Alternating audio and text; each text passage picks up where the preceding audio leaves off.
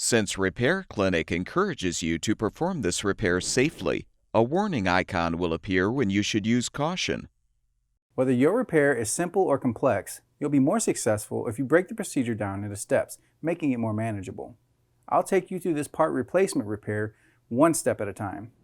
To replace the leveling leg on your GE washer, you will need pliers. Prop up the washer to gain access to the leg.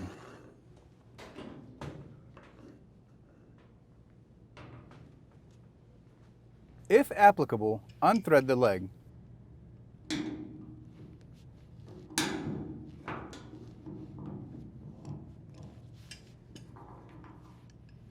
To install the new leveling leg, thread the leg into the washer.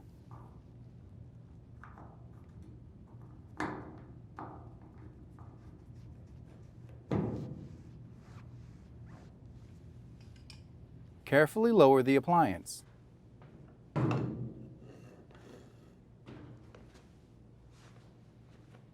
And check that the washer is level.